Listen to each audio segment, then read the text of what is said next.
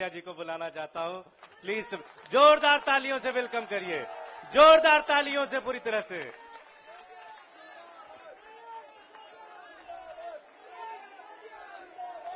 भारत माता की इंकलाब।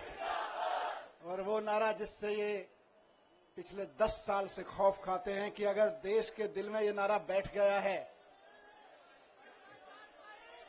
हाँ, भ्रष्टाचार का एक ही काल, भ्रष्टाचार का एक ही काल। ये ईडी और सीबीआई का ताना बाना इसलिए नहीं बुना गया कि कोई बेईमानी हो गई है।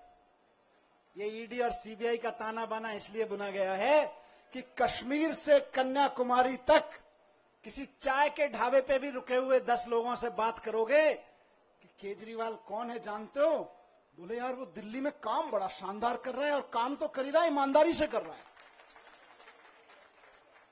केजरीवाल जी का नाम आज ईमानदारी का प्रतीक बन गया पूरे देश में।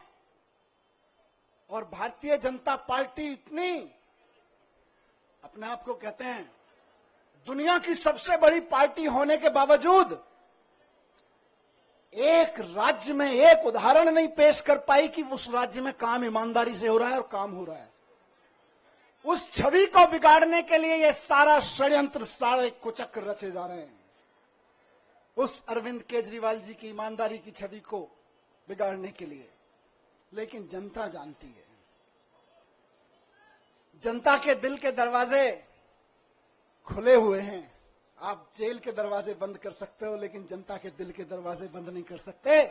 जनता के दिलों में आज भी वही नारा गूंज रहा है पिछले 10 साल से। बताइए क्या? भ्रष्टाचार का एक ही काल, भ्रष्टाचार का एक ही काल। और जिनका जिक्र अभी संजय भाई ने किया कि इधर उधर जितने भ्रष्टाचारी थे सबको इकट्ठा करके भारतीय जनता पार्टी बना ली और भारतीय जनता पार्टी बड़ी पार्टी कर ली, उनको भी कहना चाहता हूं कि आपका काल अभी जेल में है, लेकिन ज्यादा दिन तक जेल में नहीं रख पाओगे, आपका काल बाहर आएगा। 17 महीने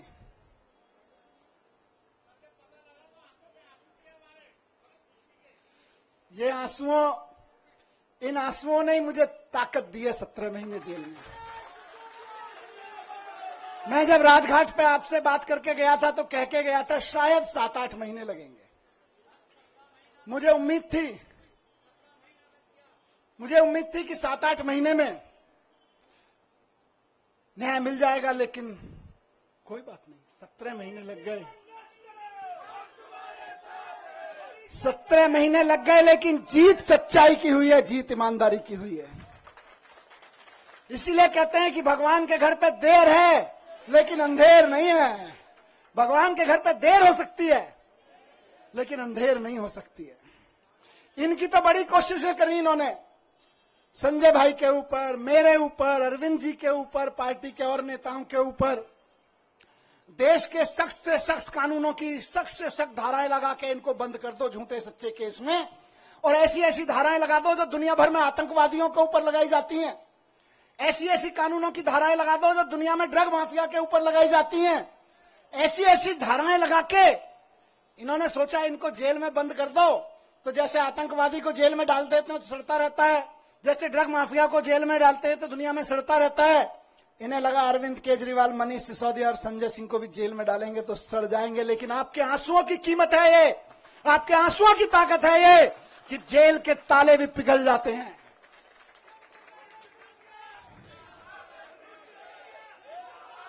एक ही चीज कहूंगा, कल सुबह मैं बैठा था कि सारी दुनिया की सारी बुरी ताकतें भी इकट्ठी हो जाए ना, तो जो सच्चाई के रास्ते पे चलता है उसका साथ भगवान देता है, उसका साथ भगवान जरूर देता है। और ये आज बजरंगबली की कृपा है कि 17 महीने बाद सही, लेकिन मैं आपके बीच हूं। और अभी गया मैं बजरंगबली के मंदिर में, पंडित जी ने आशीर्वाद दिया।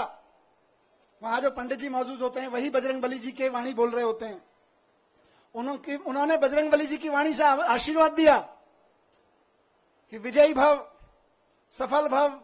मैंने कहा जी एक ही सफलता का मंत्र है, दिल्ली के एक एक बच्चे के लिए शानदार स्कूल बना के देने हैं, यही हमारी सफलता है। और इसके लिए मैं कल से कह रहा था अपने साथियों से, हम तो रथ के घोड़े हैं, हमारा असली सारथी अभी जेल में बंद है, वो भी बाहर आ जाएगा। फिर उसके बाद हमको तो जहां हकेंगे हम हकेंगे, लेकिन हमारा असली सारथी भी जेल में बंद है और जेल के ताले टूटेंगे, बहुत जल्दी छूट के आ जाएंगे। बहुत कृपा है अरविंद जी के ऊपर बजरंगबली की। आपको याद है ना, लंबे समय से बहुत सारे लोग साथ हैं, कितने शुगर का पेशेंट होने के बावजूद कितना लंबा लंबा फास्ट किया, केवल बजरंगबली जी की कृपा से। तमाम तरह के आरोप, इतने इतने आरोप लगाए झूठे झूठे, बच गए, निकल के आ गए, केवल अरविंद जी बजरंगबली जी की कृपा से। और मैं समझता हूं भगवान की कृपा, बजरंगबली जी की कृपा हम पर कल हुई बाबा साहब के दिए हुए संविधान की बदौलत। बाबा साहब ने, जब ये मुकदमे की सुनवाई चल रही थी, मैं बहुत ध्यान से सुन रहा था, पढ़ रहा था, पूरी डिटेल ले रहा था वकील साहबों से। बाबा साहब ने 75 साल पहले, करीब 75 साल पहले अंदाजा लगा लिया था कि कभी कभी ऐसा भी होगा, हम लोकतंत्र का संविधान बना रहे हैं, लेकिन कभी कभी ऐसा भी होगा कि इस देश में तानाशाही ताकतें आके आतंकवादियों और ड्रग माफियाओं पर लगाए जाने वाले कानून को आम आदमी के ऊपर लगाएंगे, व्यापारियों के ऊपर लगाएंगे, विपक्षियों के ऊपर लगाएंगे। तो उस वक्त उन व्यापारियों को, उन आम आदमियों को, उन विपक्षियों को कौन बचाएगा? तो बाबा साहब ने पहले ही लाइन जोड़ दी थी, संविधान बचाएगा। यही भगवान की कृपा है।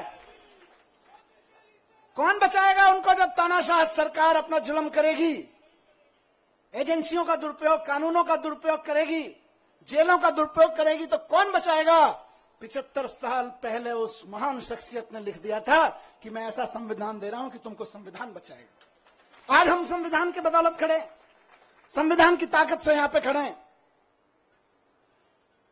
आज मैं शुक्रगुजार हूं देश के संविधान का, बाबा साहब का, और साथ साथ बहुत विनम्र निवेदन के साथ में माननीय सुप्रीम कोर्ट का, बहुत विनम्र सम्मान के साथ में माननीय सुप्रीम कोर्ट ने संविधान की दी हुई ताकत का इस्तेमाल करते हुए कल तानाशाही को कुचला, तानाशाही को कल गलत ठहराया। और माननीय सुप्रीम कोर्ट के साथ साथ मैं बहुत तहे दिल से शुक्रगुजार हूं उन वकीलों का जो पिछले 1.5 साल से, 17-18 महीने से, और बल्कि उससे पहले से भी पूरी लड़ाई लड़ रहे हैं। मैं जेल में बैठा था, आप लोग आंदोलन कर रहे थे, अरविंद जी जेल में बैठे हैं, आप लोग यहां सड़कों पे डंडे खा रहे हैं, लेकिन वो वकील इधर से उधर धक्के खा रहे हैं, एक कोर्ट से दूसरे कोर्ट धक्के खा रहे हैं, एक कागज से दूसरे कागज में डाल रहे हैं। इनकी एक एक साजिशों का, इनकी एक एक चालबाजियों का, इनकी एक एक तिगड़मों का जवाब दे रहे हैं अदालतों में खड़े होकर, इनके एक एक झूठ का पर्दाफाश कर रहे हैं। मेरे लिए तो मैंने कल भी कहा था, भगवान स्वरूप हैं। किसी भी जेल में बंद होने वाले एक व्यक्ति के लिए तो वकील भगवान स्वरूप होता है, और मेरे लिए तो सिंघवी साहब वाकई भगवान स्वरूप हैं। अभिषेक मनु सिंघवी जी, जिन्होंने इस पूरी कानूनी लड़ाई को इस अंजाम तक पहुंचाया, और जल्द ही अरविंद जी को भी बाहर लेकर आएंगे। मैं धन्यवाद करता हूं सिंघवी साहब का, मैं धन्यवाद करता हूं दयान कृष्णन साहब का, मैं धन्यवाद करता हूं मोहित माथुर साहब का, जिन्होंने बहुत बेबाकी से अदालतों के सामने ईडी और सीबीआई और भारतीय जनता पार्टी के सच को बेनकाब किया है। और मैं बहुत प्यार के साथ धन्यवाद करता हूं, उनमें से कुछ लोग मेरे उनसे उम्र में छोटे हैं, कुछ बड़े हैं, अपनी आम आदमी पार्टी की लीगल टीम के कुछ वकील साथी, हमारे एमएलए यहां खड़े हैं, साथ साथ में उनको सबको कोऑर्डिनेट करने वाले विवेक भाई, इधर शायद नहीं होंगे, विवेक जैन किसी अदालत में इस समय जाके आर्गुमेंट कर रहे होंगे, इरशाद भाई इस समय कहीं किसी अदालत में आर्गुमेंट कर रहे होंगे, कुछ पेपर बना रहे होंगे, और उनके कई साथी यहां खड़े मैं देख रहा हूं, अपने सारे साथियों को मैं उनका भी बहुत धन्यवाद करता हूं। रजत, साथ साथ में मैं शुक्रगुजार हूं देश भर में आम आदमी पार्टी के एक एक कार्यकर्ता का, नेताओं का। मैं तो 17 महीने जेल में था, जेल की छोटी सी एक कोठरी थी, इसकी 1/4 सी, इस पूरे स्टेज की 1/4 कोठरी में कोई नहीं। जब मैं गया था तो मैंने वहां के सिपाही वगैरह कहते थे सर बड़े ऊपर से ऐसी हिदायतें वैसी हिदायतें हैं। मैंने कहा आप चिंता मत करो, मैं तो जंतर मंतर पे एक अखबार के साइज पे सो गया था, मुझे कोई दिक्कत नहीं है। मैं तो वहां से निकला हूं जहां अरविंद केजरीवाल जी और मैं और संजय भाई बनारस रेलवे स्टेशन के, और जहां देश भर में रेलवे स्टेशन में रात को 2 बजे ट्रेन आती थी तो इतने भी पैसे नहीं थे कि रात को किसी लॉज में रुक जाएं, तो जाके 9 बजे खाना खा के स्टेशन पे ही सो जाते थे अखबार बिछा के। हम तो वहां से भी निकल के आए, हमें तो कोई दिक्कत नहीं है। तो लेकिन हम तो वहां सो रहे थे, लेकिन डंडे कौन खा रहा था? जब मैं कोर्ट आता था तो मैं देखता था बैरिकेड लगे हुए और उसकी दूसरी तरफ से नारे लग रहे हैं। अखबारों में देखता था, टीवी में देखता था, आप में से बहुत सारे चेहरे यहां खड़े हैं, मैं देखता था ये मेरी बहन को लाठी लगी, ये मेरी बहन को एक पुलिस वाले ने धक्का दिया, ये मेरे एक भाई को पकड़ के खींचा। दर्द होता था और वहीं से ईश्वर से दुआ करता था इनको सबको सलामत रखना, इनकी मदद करना, इनको ताकत देना। सलाम करता था आपकी ताकत को, मैं वहां से एक एक कार्यकर्ता को सलाम करता हूं मैं, और सिर्फ डंडे खाने के लिए नहीं, क्योंकि भारतीय जनता पार्टी की जो एक्सपर्टीज अभी संजय भाई ने बताई, उनमें एक शामिल है कि दूसरी पार्टी के कार्यकर्ताओं को और नेताओं को तोड़ने के, दबा के, धमका के, सामदान दंड भेद करके, जेल में भेजने की धमकी देके, जेल में भेज के, उनके हमले करवा के, उनको धमकी करवा के एकमात्र एक्सपर्टीज किसी पार्टी ने पाई है तो वो भारतीय जनता पार्टी है। लेकिन उसके बावजूद आप टिके रहे, एक एक आदमी टिका रहा, एक एक आदमी झुका नहीं, टूटा नहीं।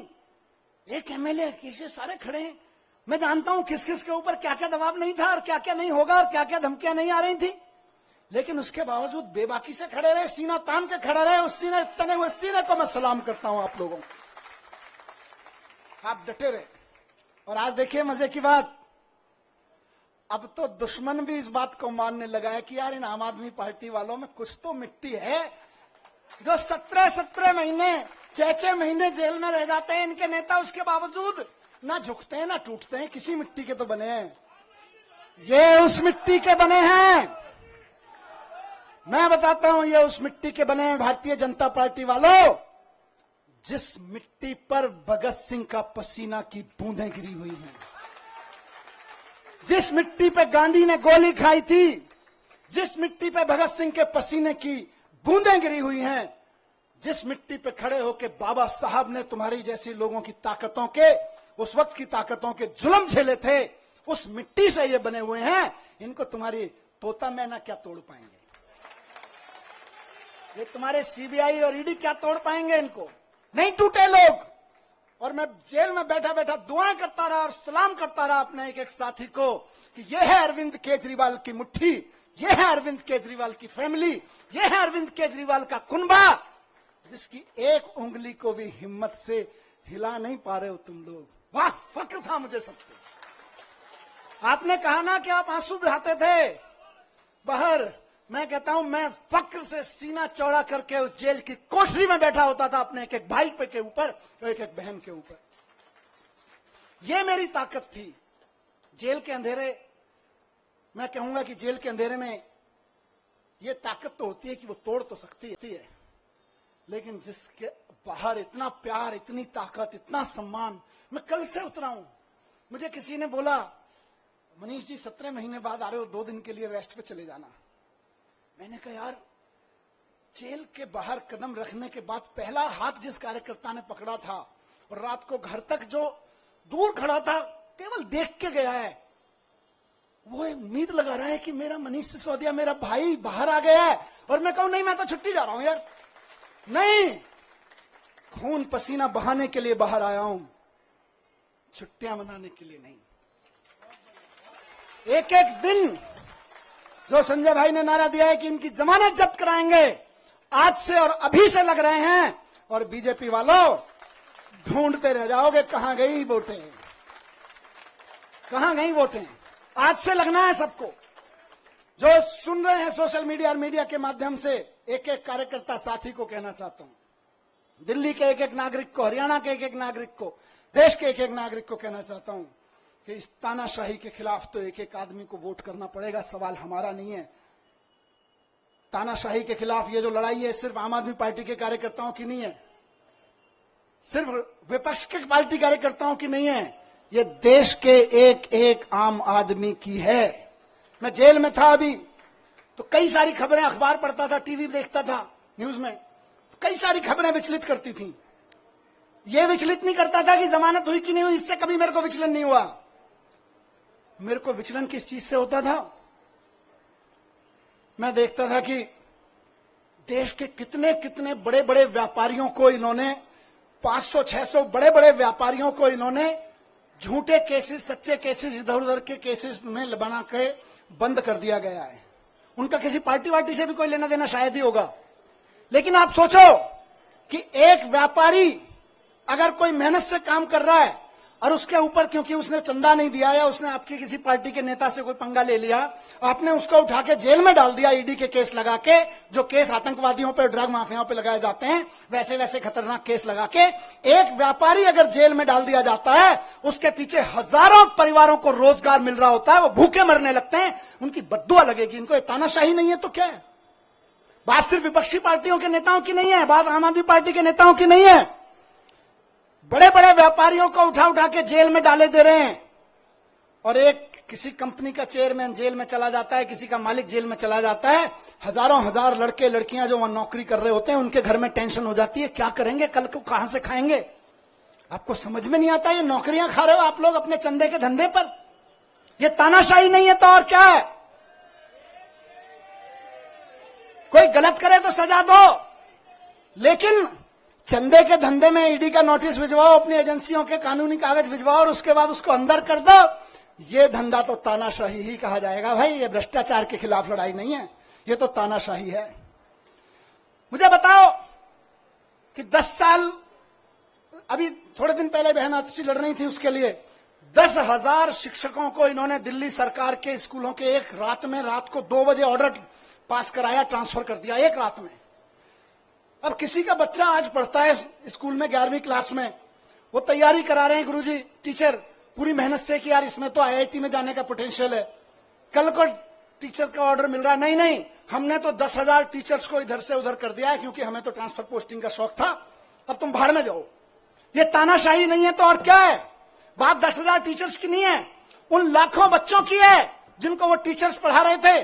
तुम अपनी अफसरी में, तुम अपनी तानाशाही में 10,000 टीचर्स को एक रात में इधर से उधर उठा के फेंक देते हो। ये तानाशाही नहीं है तो और क्या है? यही तानाशाही है जिसके खिलाफ हमको आवाज उठानी चाहिए। आज दिल्ली में जब सरकार में था उस वक्त दिल्ली जल बोर्ड का नगर निगम चुनाव से पहले पैसा रोक दिया गया था और आज तक दिल्ली जल बोर्ड का पैसा नहीं दिया गया। फाइनेंस डिपार्टमेंट के अफसरों से इधर उधर से फाइलों पे कुछ कुछ काला पीला करवा के रुकवा रखा है पैसा। इंजीनियर्स परेशान है इलाके के, नाले साफ नहीं हो रहे, सीवर साफ नहीं हो रहे, और वो कह रहे हम तो पैसा नहीं देंगे। 1.5 साल से जल बोर्ड का पैसा नहीं दिया गया, जबकि पैसा बजट में पास किया विधानसभा ने। ये तानाशाही नहीं है तो और क्या है बताइए? तानाशाही सिर्फ आम आदमी पार्टी के नेताओं को गिरफ्तार करने की नहीं है, तानाशाही आपके घर के सामने जो सीवर बह रहा है, उसमें जो अभी ओवरफ्लो हो रहा है, वो भी इसी तानाशाही की वजह से हो रहा है। जो नाली नहीं खुल पा रही है, उसको 1.5 साल से पैसा नहीं मिला ठेकेदार को, वो इंजीनियर रो रहा है बेचारा कि मैं कहां से पेमेंट करूं ठेकेदार को। यह भी इसी तानाशाही की वजह से हो रहा है। आपकी गलियों की नालियां सड़ी हुई हैं इस तानाशाही की वजह से। मैं ही जेल में नहीं हूं, केजरीवाल जी जेल में नहीं है, आप भी नरक में रहने को मजबूर हैं इसी तानाशाही की वजह से, क्योंकि आपके घर के सामने का सीवर फ्लो हो रहा है, 1.5 साल से पेमेंट नहीं हुआ जल बोर्ड का। ये तानाशाही नहीं है तो और क्या है? आज पूरे देश में मैंने कहा विचलित करती थी मुझको इस खबरें। हर रोज कहीं ना कहीं सुप्रीम कोर्ट भी डांट लगा रहा है, उसके बावजूद जनता अपनी सरकार चुनती है, कहीं के राज्यपाल को, कहीं के उपराज्यपाल को कह के जनता की चुनी हुई सरकार के कानून कैंसिल करवा देते हैं। कई महीने तक कानून, कई साल तक कानून पड़े रहते हैं, उनकी पॉलिसी नहीं पास होने देते। ये तानाशाही नहीं है तो और क्या है? नुकसान किसको हो रहा है? नेताओं को तो खाली जेल ही हो रही होगी, असली नुकसान तो जनता का हो रहा है, जिसके लिए पॉलिसी बनाई गई थी, जिसके लिए कोई कानून बनाया गया था। यह तानाशाही है, इस तानाशाही के लिए लड़ना पड़ेगा दोस्तों। और आखिरी बात जो मैं अभी, क्योंकि विचलित करनी है कई सारी चीजें, मैं अभी 2-3 दिन पहले टीवी देख रहा था, और उससे पहले भी देख रहा था टीवी में, 1 साल से टीवी देखा, न्यूज पे, और क्या सहारा था, आपकी खबरें, आपकी शक्लें देखने को मिल जाती थी। मैंने देखा कि देश के गांव से एक बहुत प्यारी सी हमारी बेटी निकल के खेलों में देश का परचम लहराती है सारी दुनिया में, और जब वो खड़े होकर कहती है कि आपकी पार्टी के एक अफसर ने, आपके लगाए हुए एक फलाने नेता ने हमें छेड़ा है, तो आप उसको गिरफ्तार तक नहीं करते, और हमारी उस बेटी के ऊपर तरह तरह के सोशल मीडिया ट्रोलिंग और ये सब कराते हो, ये तानाशाही नहीं है तो और क्या है, मुझे बताइए। और तुम्हारे उस ये बेशर्मी तानाशाही है कि उसको गिरफ्तार तक नहीं किया जाता। इस देश की बेटियां जंतर मंतर पे बैठी रही, खिलाड़ियां, हमारा बाप सब अपने बच्चों को खिलाड़ी बनाने का सपना देखते हैं, बेटियों को कहते हैं जा बेटी उछाल लगा छलांग और छाले फलक पे, और उसको कोई बैठ के वहां पे इनका चमचा बैठ के उसको छेड़े तो हमें सहन होगा। लेकिन ये तानाशाही है कि उसको गिरफ्तार तक नहीं करते हो तुम। यही तानाशाही है दोस्तों, और उस तानाशाही का चरम स्वरूप हमने देखा कि अब उस बेटी के साथ क्या किया गया। मैं बहुत ज्यादा नहीं कहूंगा उस बारे में, लेकिन सबको पता है किसने किया और क्या किया। आज अगर उसके आंसू बहे हैं तो कुछ तो खेल किया गया है, कुछ तो खेल किया गया है। दोस्तों 17 महीने में जब मैं अंदर था तो अंदर रह के मैंने खूब चिंतन मनन किया। टाइम ही टाइम था, यहां तो आप लोग टाइम देते नहीं हो, वापस आ गया हूं, फिर टाइम नहीं दोगे। खूब चिंतन मनन किया, अपने ऊपर भी किया, समाज के ऊपर, देश के ऊपर, व्यवस्था के ऊपर, सरकारों के ऊपर खूब अध्ययन किया। मेरे ख्याल से मैंने कम से कम हर 3-4 दिन में एक किताब खत्म कर देता था मैं। और कई लोगों ने भेजी, बाई पोस्ट किताबें भेजी, आप में से कई लोगों ने, भाई साहब ये भी पढ़ो, ये भी पढ़ो, ये भी पढ़ो, तो वहां भी नहीं छोड़ते थे, बोले काम पे लगाए रखेंगे। तो करीब करीब मैं समझता हूं 300 की किताबें मैंने पढ़ी वहां पे, हर 2-3 दिन में एक किताब खत्म हो जाती थी। पर सबसे पहले आपको ध्यान होगा मैं गीता लेके गया था, और गीता लेके गया था तो मेरे दिमाग में ना प्रश्न थे कि यार भगवान, मैं तो स्कूल ही तो बनवा रहा था, मेरे को जेल क्यों भेज दिया? मेरी बीवी की, मेरे बच्चे की क्या गलती थी कि मैं दिल्ली के बच्चों के लिए दिन रात सुबह से शाम एक करके स्कूल बनवा रहा था, उनके लिए अच्छे आईआईटी में चले जाएं, अच्छी नौकरियां लग जाएं। मैंने भगवान से पूछा अंदर आंख बंद करके कि मेरी क्या गलती थी, मैं जेल में क्यों? तो भगवान ने कहा गीता पढ़, पता चल जाएगा। अंदर से आवाज आई और मैंने गीता पढ़ी और मुझे जवाब मिल गया। मेरे मन में जो भी सवाल आया, मैं ऐसा नहीं है कि यहां कोई उसकी बात कर रहा हूं। जब आदमी अंदर जेल में होता है, अकेला बैठता है, तालों में वो शीशों के पीछे बैठता है, तो तरह तरह के सवाल उठते हैं, अंदर बहुत झांकता है। बहुत सवाल उठते थे मन में, और बस भगवान की ऐसी कृपा है कि मेरे मन में जो सवाल उठा और अंदर से आवाज आती थी, इस सवाल का जवाब तुझे कहीं बाहर से नहीं मिलेगा, गीता में मिलेगा, पढ़ ले। खूब गीता पढ़ी, और बाद में तो मैंने कम से कम 10 महान लोगों की व्याख्या कम से कम 10 पढ़ ली होंगी, अलग अलग लोगों की, विनोबा भावे जी की, गांधी जी की, श्री श्री जी की, आचार्य प्रशांत जी की, बहुत लोगों की व्याख्या की हुई गीता मैंने पढ़ डाली, देवदत्त पटनायक की। सब में से पढ़ पढ़ के मुझे बड़े सारे आंसर मिलते चले गए, मुझे अपने सवालों के आंसर मिलते चले गए। खूब गीता पढ़ी मैंने। उसके अलावा मैंने दुनिया भर की एजुकेशन की बुक्स पढ़ी, अमेरिका में, फ्रांस में, जापान में, इंडिया में भी कहां एजुकेशन पे क्या काम हुआ, खूब पढ़ा मैं। कम से कम 100-125 बुक्स तो मैंने एजुकेशन के बारे में पढ़ी, दुनिया की एजुकेशन सिस्टम के बारे में। और मैंने एक चीज जानी दोस्तों, और मेरा इरादा और फर्म होता गया, आप और हम तो पहले से ही उस पर यकीन करते हैं, मेरा यकीन वहां पक्का होता गया कि भारत को 2047 तक अगर विकसित राष्ट्र बनाना है तो एक एक बच्चे के लिए शानदार सरकारी स्कूल उपलब्ध कराए बिना कोई रास्ता नहीं है भारत को विकसित राष्ट्र बनाने का। 17 महीने में, उससे पहले कि अपने काम, आप सबके काम और इस अध्ययन चिंतन मनन के बाद लेके लौटाऊं और कुछ दुनिया के बारे में सोच समझ के लौटाऊं कि अगर भारत को विकसित राष्ट्र बनाना है तो देश के एक एक बच्चे के लिए शानदार सरकारी स्कूल, और जहां प्राइवेट है उनकी प्राइवेट स्कूलों की फीस कंट्रोल में रखो। इसके अलावा विकसित राष्ट्र बनाने का कोई राजमार्ग नहीं है, कोई रास्ता नहीं है। और अगर कोई आदमी कहता है कि मैं शिक्षा की बात किए बिना भारत को विकसित राष्ट्र बनाने की बात कर लेता हूं तो जुमलेबाजी होगा, वो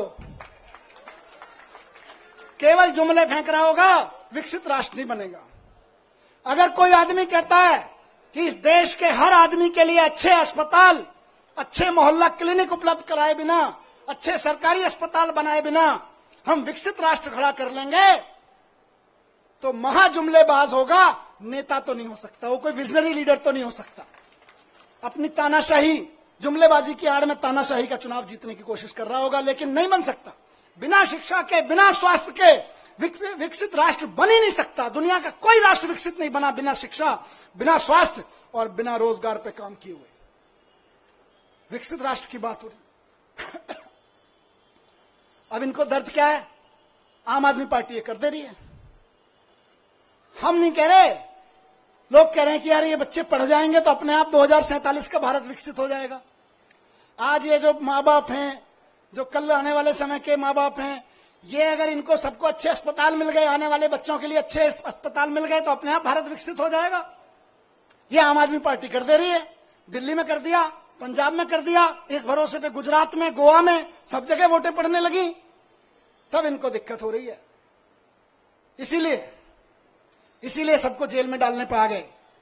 फिर से सलाम करता हूं कि इनकी तमाम ताकत के बावजूद, इनकी तमाम साजिशों के बावजूद, बुरे वक्त में चट्टान की तरह से इकट्ठे होकर खड़े रहे आप सब लोग, उस जज्बे को मैं सलाम करता हूं। ये पार्टी की ये लीडरशिप, बीच बीच में लीडरशिप यहां खड़ी है, बैठी है, कई सारे एमएलए साथी, कई सारे सीनियर लीडर्स यहां सब खड़े हैं। ये सब एक मुट्ठी की तरह से जिस तरह से खड़े रहे वो मिसाल है। आने वाले समय में जब आम आदमी पार्टी का आगे जाके राजनीतिक इतिहास लिखा जाएगा देश का, तब लोग कहेंगे कि सबसे बुरे दौर में पार्टी की सारी सीनियर लीडरशिप अपना खून पसीना एक करके सड़कों पे लड़ रही थी, एकजुट होकर लड़ रही थी। ये केजरीवाल जी का कुनबा एकजुट होकर लड़ रहा था, केजरीवाल जी का कुनबा बिखरा नहीं, केजरीवाल जी के साथ खड़ा रहा। इसी से इनको डर लगता है। और फिर कह रहा हूं कि भारतीय जनता पार्टी को अगर लगता है कि मनीष सिसोदिया को जेल भेजने के बाद वो दिल्ली की शिक्षा क्रांति को रोक के लगा देंगे, तो वो गलती कर रहे हैं, वो भूल कर रहे हैं इस बात की। दिल्ली के हर गरीब आदमी को, और ये इलेक्शन का ऐलान कर रहा हूं, दिल्ली के हर गरीब आदमी को बेहतरीन शिक्षा देके उसको समाज की मुख्य धारा में लाने का सपना पूरा करने के लिए हम अपनी जान भी दे देंगे। तुम जेल की क्या बात करते हो यार? तुम जेल से डराते हो, हम जान देने के लिए तैयार हैं। बच्चों की एजुकेशन के लिए, नौकरी के लिए और स्वास्थ्य के लिए तो हमारी ये कई जिंदगियां भी कुर्बान हो जाएं तो कम है यार। आप हमें जेल से डराते हो? नहीं डरेंगे, नहीं डरेंगे आपकी जेलों से। केंद्र कितना भी षड्यंत्र कर ले, 2 करोड़ जनता दिल्ली की, उसके जीवन में खुशहाली लाने के लिए फिर से हम उतरेंगे। एक एक घर पे जाएंगे, एक एक घर को बताएंगे कि केजरीवाल जी इसलिए जेल में नहीं है कि उन्होंने कोई जुल्म किया है, वो इसलिए जेल में है कि आपके बच्चों को एजुकेशन देने का सच्चा काम उन्होंने करके दिखा दिया।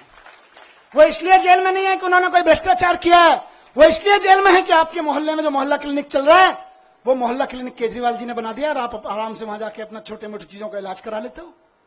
बड़े बड़े सरकारी अस्पताल शानदार होते चले गए, इसलिए केजरीवाल जी जेल में है।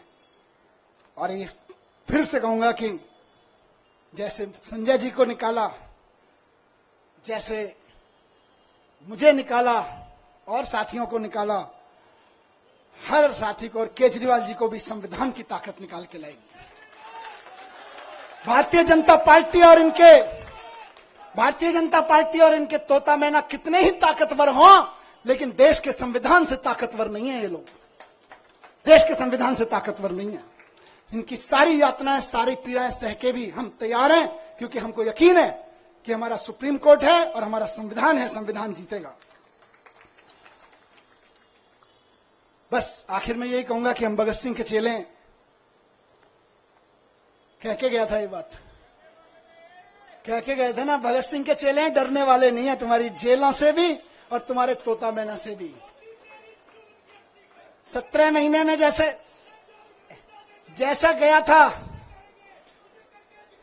बिल्कुल 17 महीने पहले जैसा गया था वैसा ही दिख रहा हूं कि नहीं दिख रहा? एनर्जी कुछ कम है कि ज्यादा है? ज्यादा है ना? बस इनको लग रहा था जेल भेज के एनर्जी तोड़ देंगे, अब ये कहेंगे यार इनको जेल मत भेजो, ये तो दुगनी एनर्जी लेके आते हैं।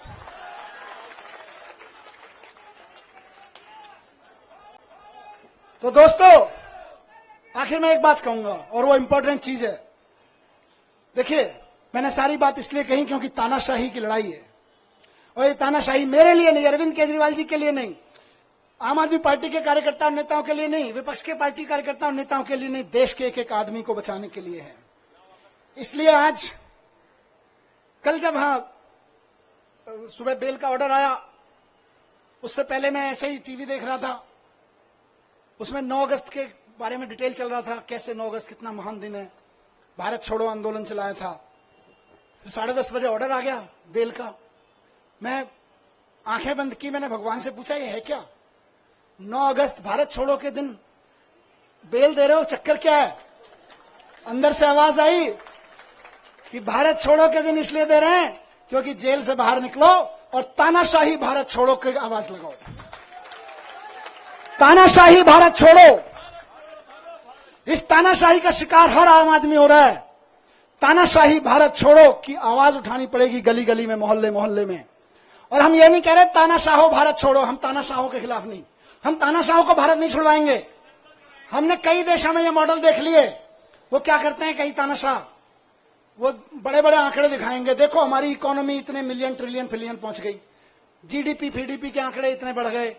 उसके बाद आंकड़े दिखाते दिखाते सारे विपक्ष के नेताओं को जेल में डाल देते हैं या उनको देश से बाहर भगा देते हैं, विपक्ष के कार्यकर्ताओं को जेल में ठेल देते हैं, और उसके बाद कहते हैं देखो हम तो चुनाव पे चुनाव जीतते जा रहे हैं, हमारी तो जीडीपी भी बढ़ रही है, हमारी तो ट्रिलियन बिलियन चल रहे हैं।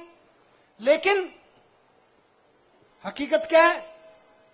वो कई देशों की जनता ने दिखा चुकी है कि भाई हम तो तानाशाहों को बाहर भगा देते हैं, लेकिन हम भारत हैं, हम विवेकानंद की, गांधी की, नानक की जन्मभूमि है, हम बाबा साहब की जन्मभूमि है। हमारे को जरूरत नहीं है किसी तानाशाह को बाहर भगाने की, हम तो तानाशाही को बाहर भगाएंगे।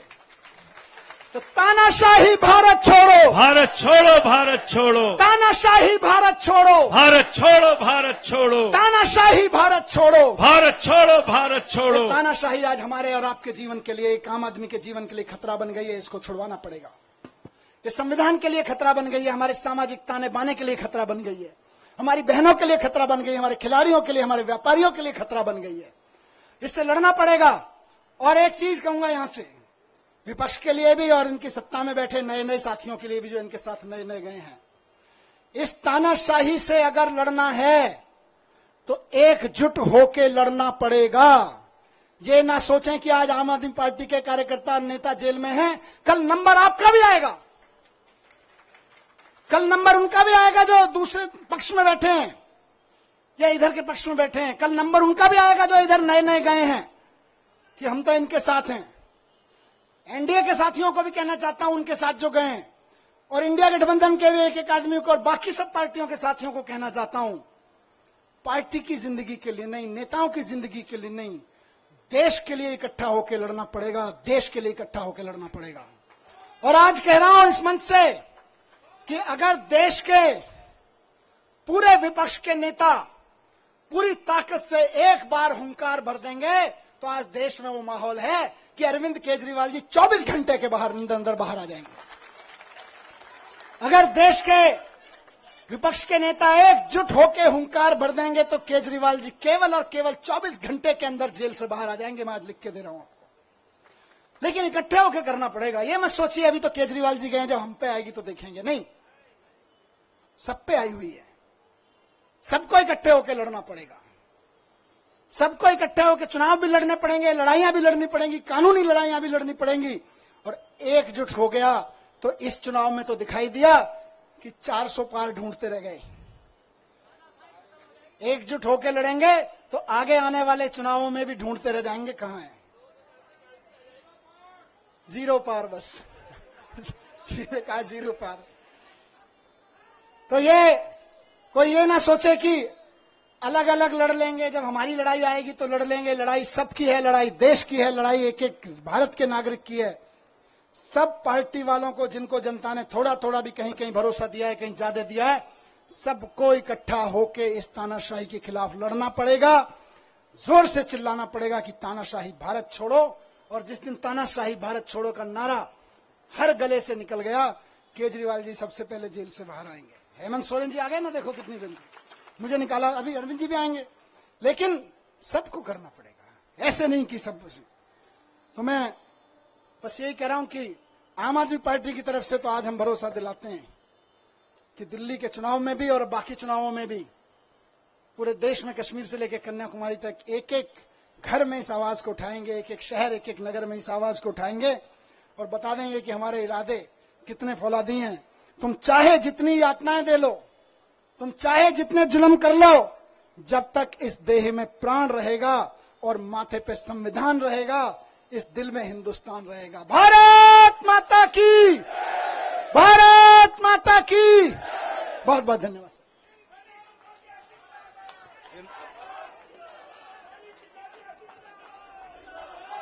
सभी लोग राष्ट्रगान के लिए खड़े हो जाएं।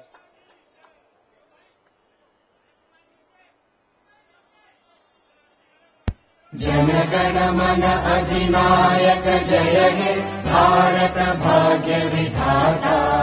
पंजाब सिंध गुजरात मराठा द्राविड उत्कल बंगा। विंध्य हिमाचल यमुना गंगा उज्जल जलधि तरंगा। तव शुभ नामे जागे, तव शुभ आशीष मांगे। गाहे तव जय गाथा, जन गण मंगलदायक जय हे भारत भाग्य विधाता। जय हे जय हे जय हे जय जय जय जय हे। भारत माता की इंकलाब। वंदे आम आदमी पार्टी। अरविंद केजरीवाल, अरविंद केजरीवाल, मनीष सिसोदिया।